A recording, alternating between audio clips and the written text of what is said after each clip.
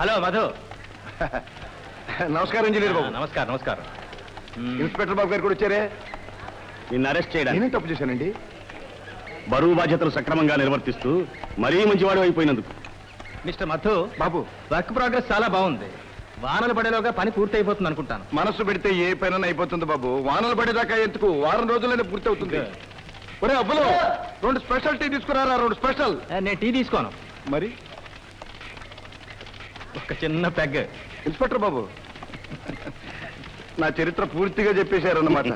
చూడండి ఇంజనీర్ బాబు, ఒకప్పుడు మధు ఉన్న చోట ఈ మధు ఉండేవాడు. ఇప్పుడు మధు ఉన్న చోట ఆ మాట కూడా వినపడటానికి వీల్లేదు. అయితే అది లేకుండా ఎలా గడుపుతున్నావు? నేను మీకు ఇచ్చిన మాట, మీరు నాకు ఇచ్చిన పని, ఈ 2 కలిసి అలవాటును శాశ్వతంగా దూరం చేసాయి బాబు. అంటే బాగా మారిపోయావు అన్నమాట. ఇదంతా నా గొప్పదనం కాదు బాబు.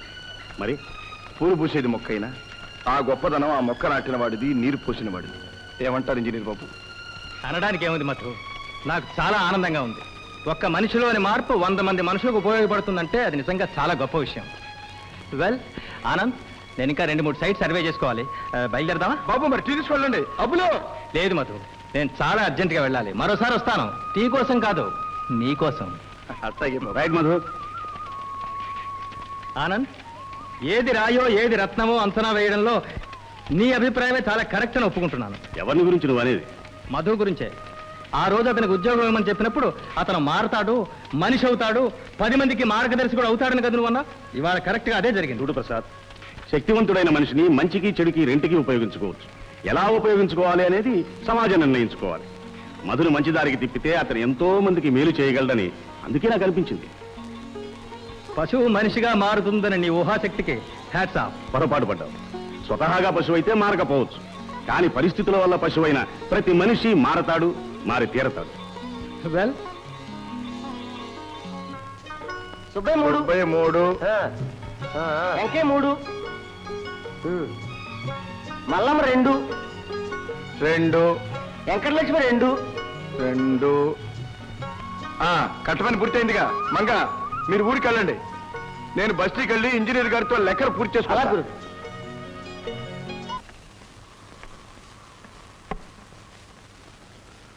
నమస్తే రాధాదేవి. నమస్తే.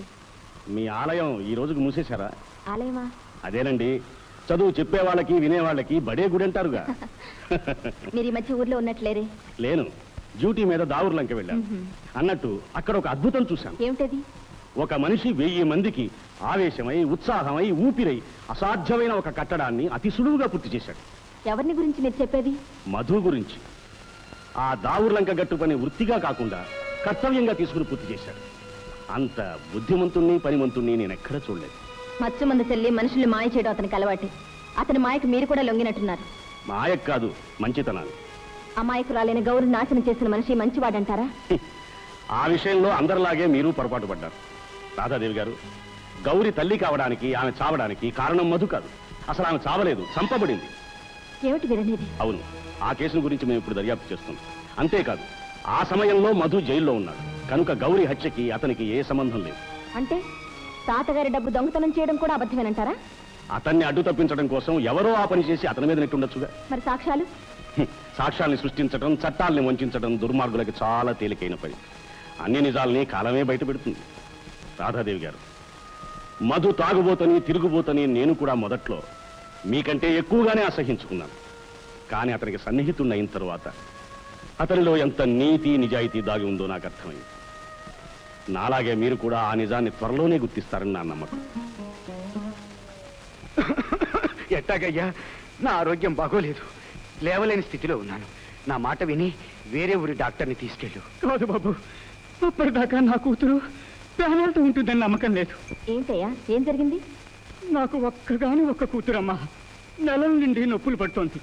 మొదటి కాన్పు ఏమైపోతుందో ఏమోనని భయంగా ఉంది. అలాగా? అన్నయ్య, నేను వెళ్తాను. నువ్వా? ఎట్లా పెడతావమ్మా? అర్ధరాత్రి, పైగా రేవు దాటాలి. గాలివాన వచ్చినా రావచ్చు. డాక్టర్లకి రాత్రి పగలు లేదు. ఏ క్షణమైనా ప్రాణరక్షణకు ప్రయత్నించాలని నువ్వే అంటుంటావుగా. నాకేం పర్వాలేదు, నేను వెళ్ళొస్తాను. డాక్టర్ బాబు, అమ్మాయి గారిని దగ్గరుండి తీసుకొచ్చి దిగ పెడతాను. నమస్కారం. వెళ్ళొస్తానన్నయ్య. రామ్మా. మగబిడ్డయ్యా, తల్లి బిడ్డ క్షేమంగా ఉన్నారు. అంతా నీ సెలవేనమ్మా. చిలుకు చీకటి లెక్క చేయక ఈ పేదాడింట్లో పెద్ద మనసుతో అడిగెట్టారు. నా కూతుర్ని కాపాడారు. దేవుడు మిమ్మల్ని చల్లగా చూస్తాడమ్మా. ముందెళ్ళి మనవణ్ణి చూసుకురా. నన్ను రేవు దగ్గర దిగబెడుతూ కానీ.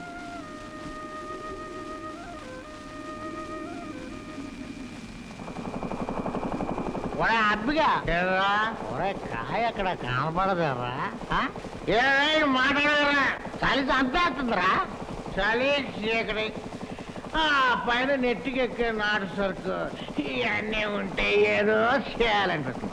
సుక్క అడ్డేటప్పుడు రే పక్కన చక్కన సుక్క ఉంటే నా సారంగా పక్కన కాదు కానీ ఆ పక్కన ఒక గుంట ఉంది. వెళ్ళి ఈ మందు ఇచ్చి మచ్చిగ చేసుకుని మజారా రేపు మజారా తిన్నాన్ని సుక్క వేసుకుంటా. ఇది ఎక్కడ సుక్కరు సిందులు తొక్కుతుందో ఆనందం అట్లా కదరా. నేను చెప్తాను ఫ్రెష్గా ఇంజిన్ ఆపుతారా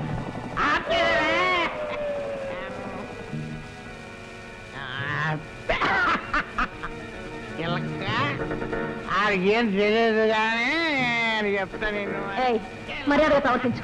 కోతలకి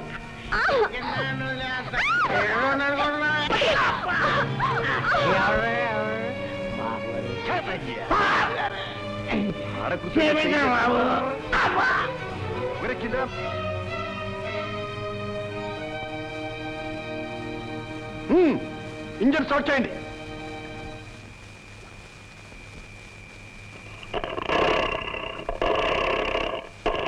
ఇంకా రావలేదు బాబు గారు రేపే. వాళ్ళు బాగా తాగి స్పృహ లేకుండా ఉన్నారు. ఈ రాత్రికి లాంచీ నడపలేరు. నువ్వు వెళ్ళి పైన పడుకో. ఏం జరగకుండా నేను కాపలా ఉంటాను. వెళ్ళు.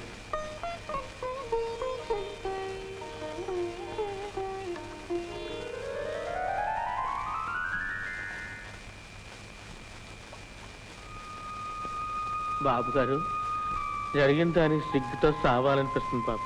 క్షమించండి. ఆ తెంగిలి పడండి బాబు గారు. క్షమించండి బాబు గారు. తినండి బాబు గారు.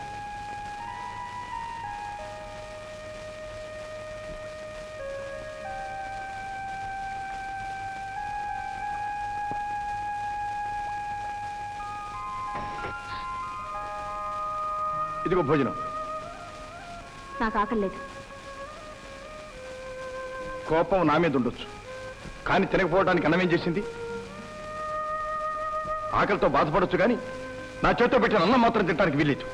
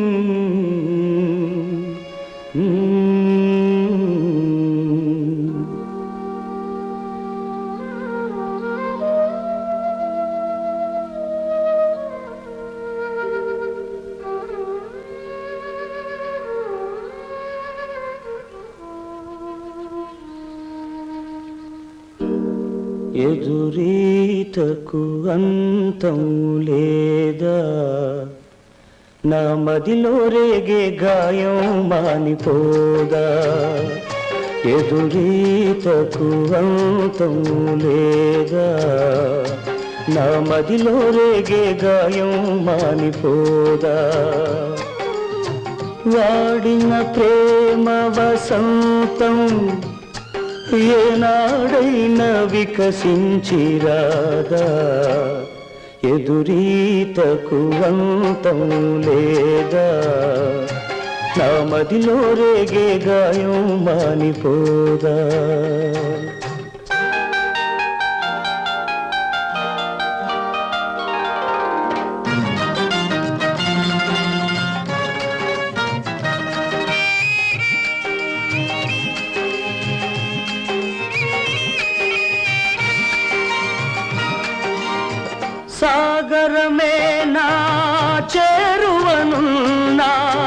దాహం తీరదులే.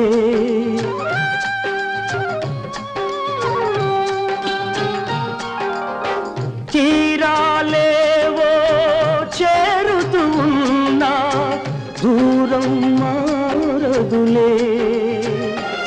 ఇది నడియేట తీరాల వేట, ఇంకెన్నాళ్ళు ఈ ఎదురీత, ఎదురీతకు అంతం లేదా.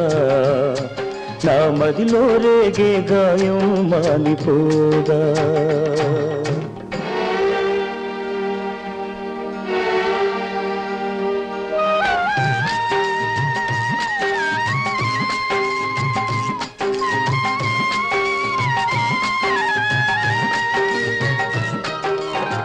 చేయని నేరం చెలిమిని కూడా మాయం చేసేనా.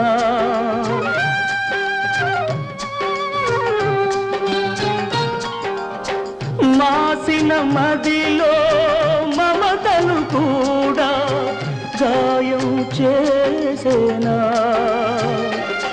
నాయను వారే పగవారైతే ఇంకెన్నాళ్ళు ఈ ఎదురీత, ఎదురీతకు అంతం లేదా.